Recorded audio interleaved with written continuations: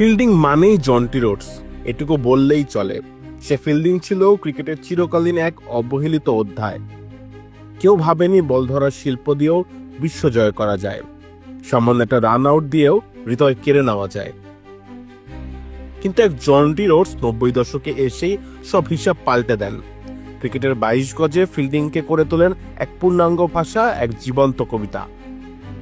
ব্যাটে বলে রেকর্ড করার ভিড়ে তিনি তুলে এনেছিলেন শারীরিক ক্ষিপ্রতা, চোখের তীক্ষ্ণতা আর মাটির সাথে মিশে যাওয়া নিষ্ঠাকে।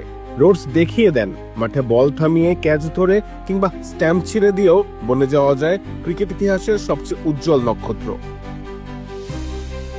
সবুজ গালিচার 22 গজে যুগে যুগে কাব্য রচনা করেছেন sir Don Bradman, Sachin Tendulkar, Lara Kohli কিংবা উইলিয়ামসনরা।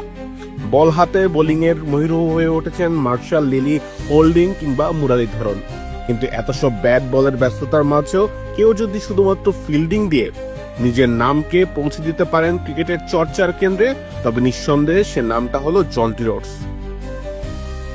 তিনি একক হাতে প্রমাণ করে গেছেন ক্রিকেট কেবল ব্যাট আর বলের খেলা নয়, ফিল্ডিংও হতে পারে এক অনন্য শিল্প, হতে পারে ভালোবাসার প্রতিমূর্তি।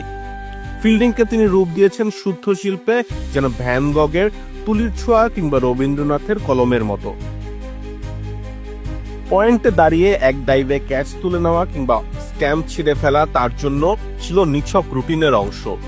ব্যাটসম্যানদের বুঝে শুনে বল ফেলা, রানের আগে দ্বিতীয়বার ভাবা, এসব ছিল জন্টি নামক আতঙ্কের অনিবার্য প্রতিফলন। ক্রিকেট ছিল তার ক্যানভাস আর ফিল্ডিং ছিল তার রং তুলির ছোঁয়া। এক একটা ডাইভ যেন ছিল ছন্দের মতো, এক একটা থ্রো যেন কবিতার অন্তমিল।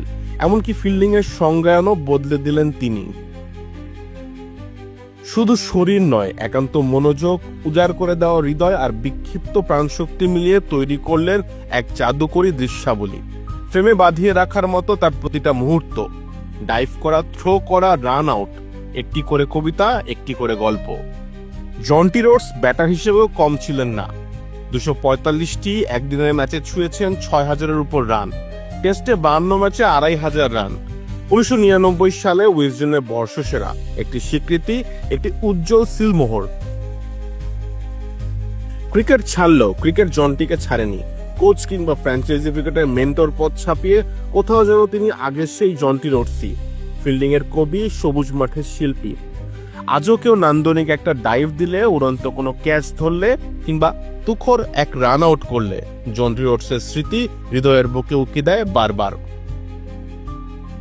কাউসার মুজিব অপূর্ব, খেলা 71।